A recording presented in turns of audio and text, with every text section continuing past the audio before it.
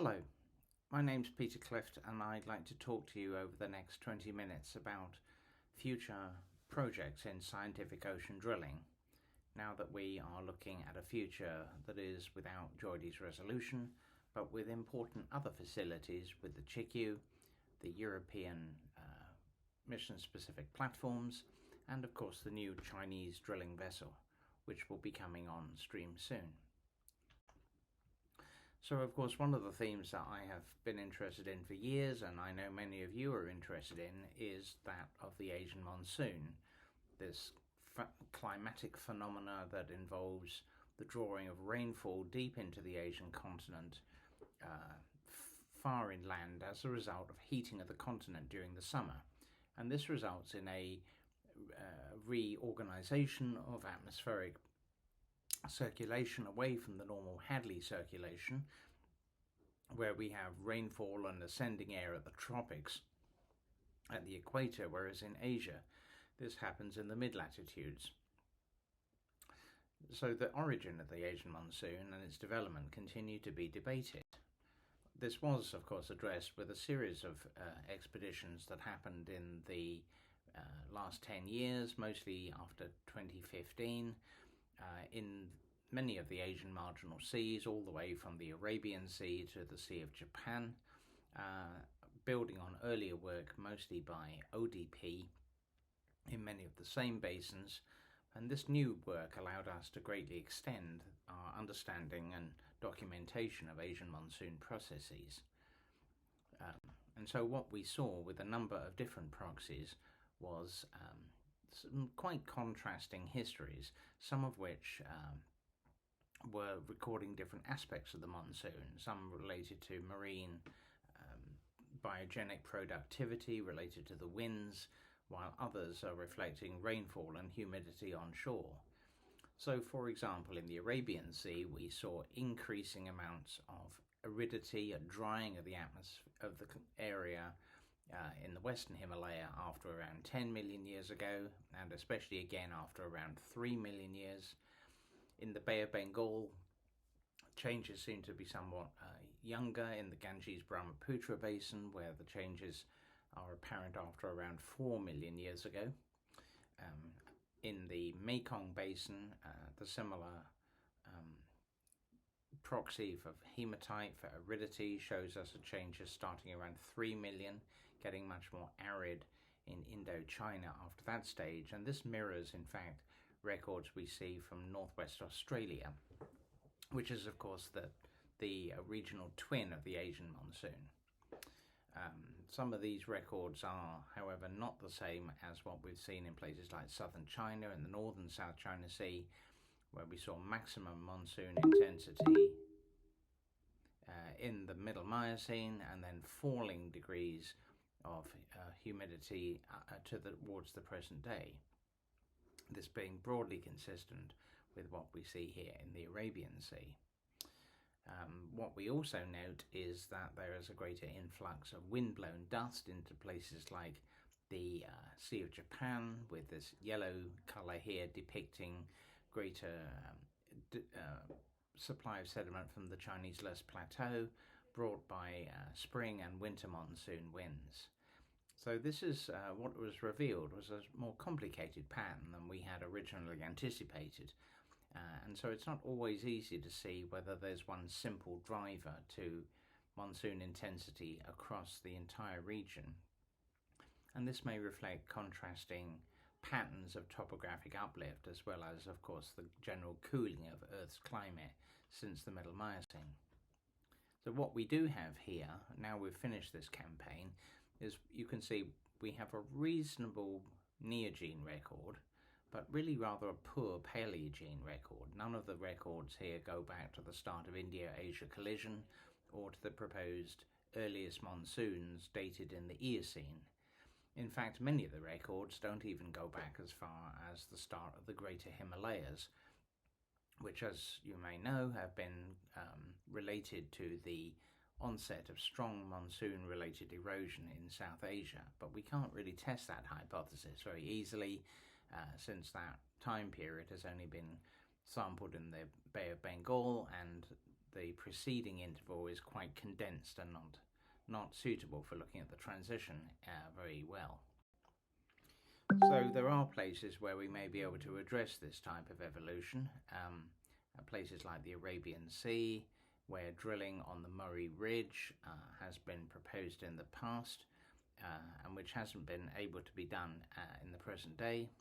One of the strengths of this location is that we have a lot of seismic data that allow us to place the drill sites in the best possible locations, and we also can see, using the seismic, that there's a substantial Paleogene packages on the edge of Murray Ridge here, and that these may represent a long duration Paleogene record where the Oligocene and maybe the Eocene are essentially exposed to the seafloor. So this allows us to get deep records without having to drill through the very thick Neogene cover that characterizes places like the Bengal Fan and potentially the Mekong in the South China Sea. We don't get that opportunity in many other places, so this is a high priority area. You can see in alternative locations where here a proposed drill site does have a Neogene cover, but also several hundred meters of Paleogene here, relatively close to the surface, where we don't need to use riser drilling technology to recover the Paleogene.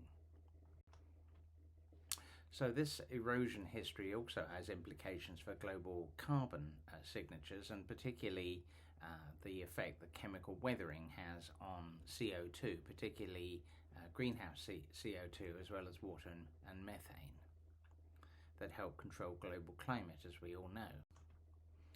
So I'm sure many of you are aware of the relative sensitivity of the global climate system to atmospheric CO2.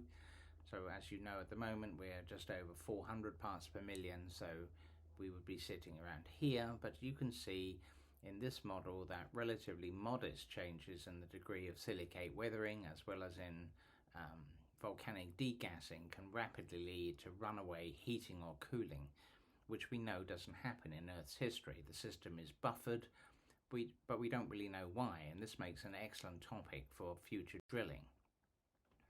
So we're aware of the fact that silicate minerals, for example olivine, break down during chemical weathering and remove CO2 from the atmosphere that is then buried as carbonate in the oceans. Some of it is also buried as organic carbon. Both of these processes are active in Asia and have been proposed to be a long-term control on atmospheric CO2 and therefore global climate. So following the drilling that was done in the 2010s, we also know that the intensity of chemical weathering in many of these places, like South China Sea, like the Arabian Sea, have actually been decreasing through time, which is the opposite of what you would expect if you think that chemical weathering in Asia is driving long-term global cooling. The Mekong, for example, is quite flat, but it still doesn't go up in the way we anticipate.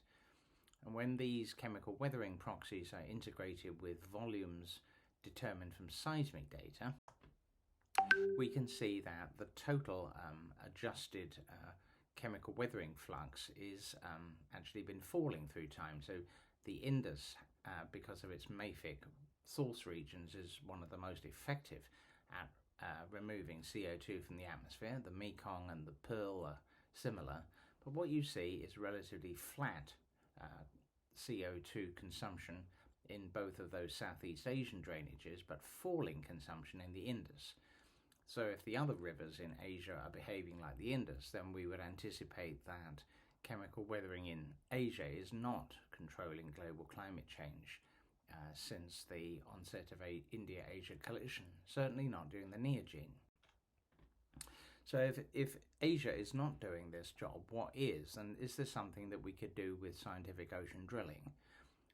One target that has been mentioned recently is New Guinea. So New Guinea is one of the biggest islands in Southeast Asia, and as you know, Southeast Asia is in fact one of the dominant sources of sediment to the present-day ocean.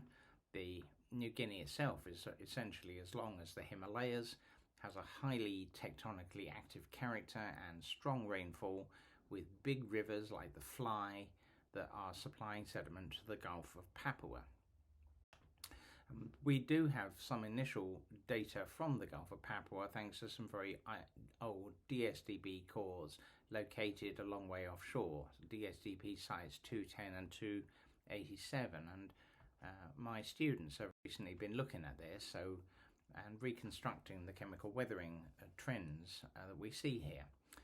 So think chemical weathering proxies like potassium aluminium or rubidium potassium are showing increasing chemical weathering during the late Miocene to present. So that's the opposite of what we have seen in the Asian marginal seas. So stronger chemical weathering, which might be suggestive of their importance for controlling atmospheric CO2. But these records, as you see, are quite incomplete prior to around 7 million years ago. They're very condensed. We don't have very much material, and of course DSDP only spot cored. Furthermore, these sites are extremely far offshore. It'd be much better to get a much cleaner record closer to the sources, maybe closer to the Gulf of Papua itself. But that would be an excellent target for scientific ocean drilling. Then there's the impact that chemical weathering on shorter timescales has as a feedback on global trends, and in particular the role that tropical shelves play in this. So the idea here is that when sea level is high during a warm period, the shelf is covered with a shallow sea, and chemical weathering is focused on the floodplains on shore. When, however, a glacial period begins to develop and the sea level is falling, great areas and large volumes of sediment are made available for chemical weathering on the continental shelf. And essentially groundwater flowing through these results in a progressive weathering not only of the exposed material but also in the subsurface down to where the groundwater is no longer affecting the sediments. So if these are consuming more CO2 during sea level low stands, then the potential is that the tropical shelves are acting as positive feedbacks on climate. And work done by Wan Shiming and myself and colleagues in the past have shown that we have quite strong climatic cycles in the northern South China Sea, which correlate very nicely with this idea, with greater degrees of chemical weathering, greater fluxes of chemical weathering during glacial periods and not during the interglacial, as might have been expected based on contrasting weathering rates when the climate is hotter and wetter. This was very leading and very interesting information, but the northern South China Sea does have a big continental shelf, but not as big as that of Sunderland. So the target for drilling now would be Sunderland, both the shelf itself offshore the Mekong Delta, between the Mekong and Borneo, as well as in the Gulf of Thailand. So this is the world's biggest tropical shelf, and we don't really know very much about it. We'd like to be able to quantify the amount of chemical weathering that's happening in these regions during each of the sea level cycles during the Pleistocene. We also would seek to understand the impact on the biosphere. We know, for example, that when the shelf drains, that there should be a tropical forest is developing, and that would of course also sequester CO2. Conversely, when the sea level rises and the shelf is flooded, that we establish coastal wetlands, which are some of the biggest sources of natural methane to the atmosphere in the present oceans. There's also importance for speciation. This is a biospheric hotspot with a great degree of biodiversity in this region, and some of this may be related to this episodic flooding and exposure of the shelf, where different drainage basins are formed at during different sea level low stands, and as these reorganize and swap headwaters with one another, we have the potential of isolating and then dispersing new animal groups across the area. So, for example, an analysis, a modelling analysis done by an Australian group, Salas and colleagues from Sydney have shown us that the river systems act as both barriers to migration of animals within this region, but also the rivers themselves can act as like motorways for allowing these animals to migrate long distances across the region. So the drainage reorganisation during the exposure is also of great interest to those of us who are interested in surface processes and the feedbacks on biosphere. And so the idea would be to drill a transect across the shelf, maybe from the more complete sequences on the shelf edge, where we get biostratigraphic control from planktic forams, into the more continental interior and more condensed sections. But we need to drill these in order to measure the amount of chemical weathering that is occurring every time the sea level is falling into the maximum and before the present flooding. So unless we can document the degree of chemical weathering in these repeated cycles, then we can't estimate the amount of chemical weathering, how much CO2 is being sequestered, and whether Sunda might really be an amplifier for global climate in the way that has been suggested. So there are a couple of proposals for the area. The one I was talking about, the blue spots here are the primary sites. These are all within Vietnamese waters here. The yellow are the alternates. Of course, we have to be careful to stay away from oil and gas fields. We are also aware of the fact that there is another drilling proposal led by Tongji Group, Jifei Liu and colleagues, who are looking at the Gulf of Thailand in Thai and Malaysian waters, Indonesia as well.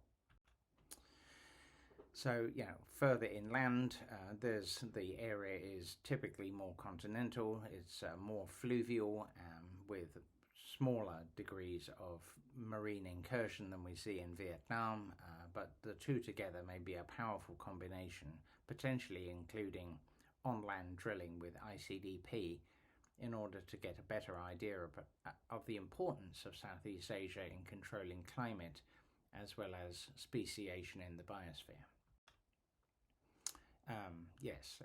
As you can see from this record, in the Vietnamese sector, in the Nam Con Son Basin, we get this blue marine section, which is much more prominent than we see further towards the west.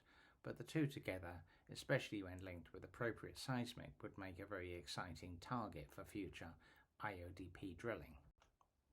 So just to summarise, I hope I showed you that we have been making significant progress in understanding the Asian monsoon over the last few years. However, records from the Paleogene are not very common, and this is something we could address in the new programme. And we need these if we're going to understand the long-term evolution and how Tibet uplift or Himalayan uplift may be acting as triggers for Himalayan erosion and then exhumation. We do need to have a combination of drilling and regional seismic in order to estimate the impact of weathering on the global climate in order to generate regional budgets. So seismic is very important, not only as site survey, but for interpreting the geochemical data. Of course, it's not all about Asia. As I highlighted, potentially New Guinea offers an interesting place to look at the role of the maritime continent. Certainly New Guinea has appropriate source areas that would be highly reactive, but that would require a much bigger drilling ship than we're having, similar to the JOIDES Resolution, and not so much like the smaller vessels that the European drilling organizations often organize. Potentially the Chinese drilling ship might fit that role. And finally, I hope I showed you that the interest in shelf drilling. This might involve the use of cheaper jack-up type drills, and that could be used to investigate the role that the Sunda Shelf plays in controlling global climate. So I think there are lots of interesting themes that we still have to do, and I hope that we can develop proposals together. I'm sorry I can't be with you on this occasion, but I look forward to coming back to Asia soon and working on drilling projects with you all. Thank you very much.